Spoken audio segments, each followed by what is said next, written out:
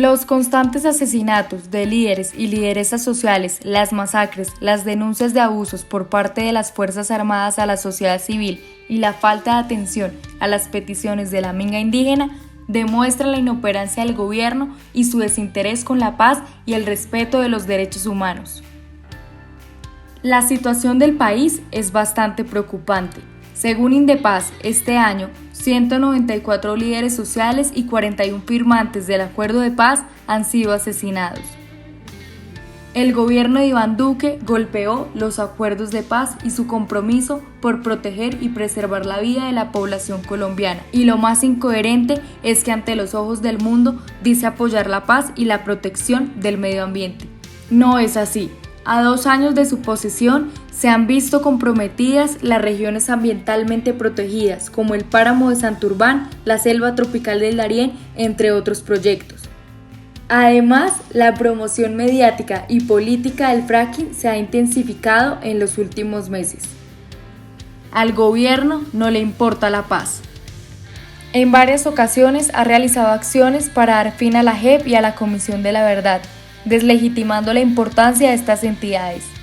Ha cerrado las vías de diálogo para negociar con el ELN y además ha disminuido el presupuesto de sectores como el de la educación, con el fin de, tal vez, aumentar el presupuesto en otras áreas. A todo lo anterior, se le suma el abuso por parte de la fuerza pública a la población civil. Hace ya 3 meses, Javier Ordóñez fue asesinado en un CAI al suroccidente de Bogotá, hecho que colmó la paciencia de la población, la cual salió a las calles a manifestarse y nuevamente la violencia se hizo presente. La trampa del odio. ¿No estamos pasando por demasiado dolor como para entrar ahora en una espiral de división, separación y más violencia? Hay que reconocer que existe una rabia producida por este escenario que estamos viviendo, pero debemos ser autocríticos y no caer en el juego del gobierno. Cuando la ciudadanía reacciona violentamente pasan varias cosas. Favorecemos el argumento de las instituciones y el gobierno de que debe aplicar mano dura y por eso hemos estado por décadas en un estado de excepción, lo cual faculta al presidente a poner orden público y endurecer las leyes contra la ciudadanía y restringir derechos. Caímos en su emboscada.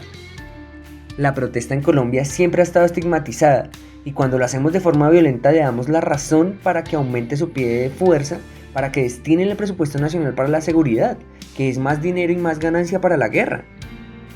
Seguimos obedeciendo la doctrina de la muerte, de la guerra, de la desigualdad, del poder hegemónico. Nos están llamando a la guerra y estamos en la primera fila para atender sus llamados. Son los y las jóvenes, campesinos, afrodescendientes, indígenas y pobres quienes son puestos como carnada para seguir con el orden del terror y del miedo. Pelear contra el aparato militar, una estructura que tiene toda una estrategia de guerra, armas y control en los territorios, significa que perderemos cada vez más vidas. Pero claro, quedarnos en casa sin hacer nada tampoco es una opción. Entonces, ¿qué podemos hacer? Bueno, la trampa del odio tiene distintos instrumentos y mecanismos, ¿no? Para operar. Instrumentos y mecanismos institucionales, estatales y no estatales. Cuando la política estimula, digamos, desde los partidos o desde el Estado mismo, este tipo de discursos, de narrativas, que justifican en definitiva el uso de la violencia para poder eliminar a ese otro, digamos, a quien se odia o quien se dirige el odio.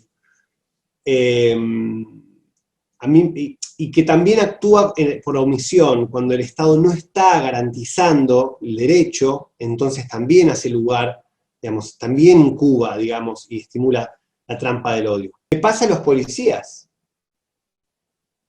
Que están hermanados en una lucha, en trinchera, expuestos, abusados internamente muchas veces por la propia institucionalidad, ¿no? Adoctrinados también, pero en definitiva, ellos habiendo elegido también un rol social muy importante, que es resguardar el orden, y en ese contexto de haber elegido eso, o haber elegido un trabajo, se encuentran con un sistema, una cadena de mandos internas que abusa de sus derechos, y en general la gente en los sistemas de la fuerza de seguridad tienen una escuela de formación que les enseña mucho a cómo lidiar con el otro como si fuera un enemigo en un punto.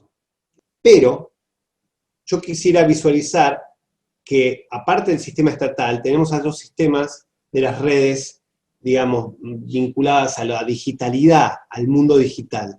¿Por qué hay trampa? Si ves en Twitter, por ejemplo, para hablar de una red que todos conocemos, que es una red que aparte es una red social, pero es política, porque los actores sociales y políticos la usan para poder enviarse mensajes, coordinar acciones, etc., verás que los que tiran discursos positivos, concertadores, dialógicos, pacifistas, no tienen muchos likes.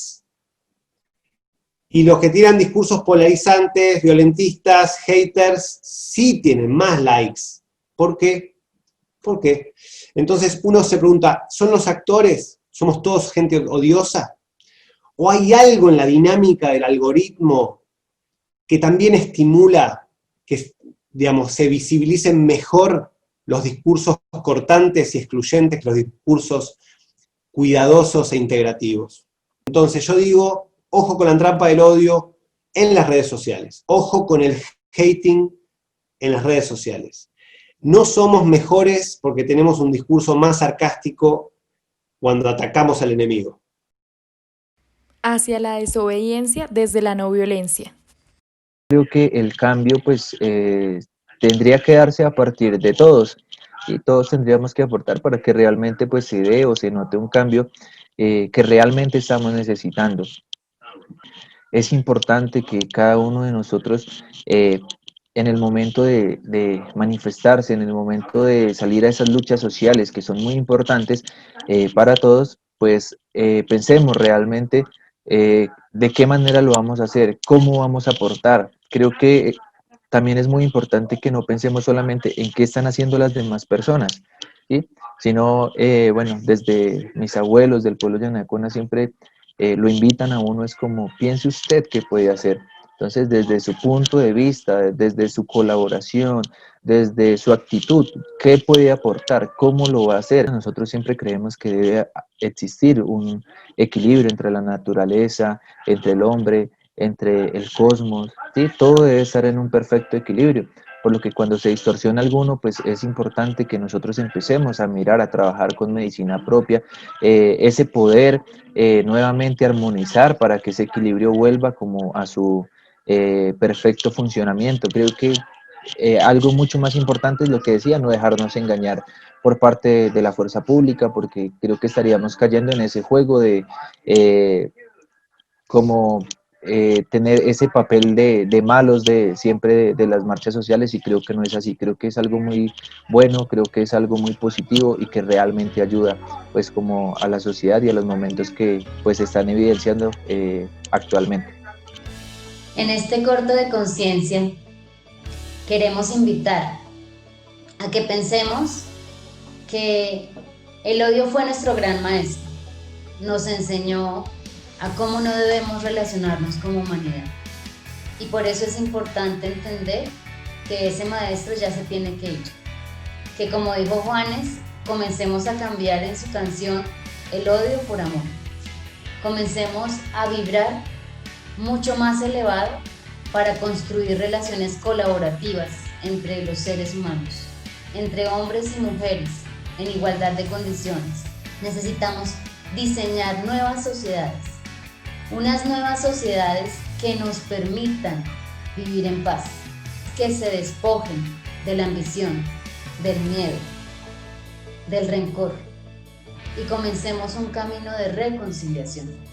Somos capaces de hacerlo y vamos a superar el odio en la medida en que tengamos la decisión de pasar la página de guerra, tanto gobiernos como sociedad, como Estado, y comenzar a crear y a escribir las nuevas páginas de construcción de paz y de reconciliación para Colombia.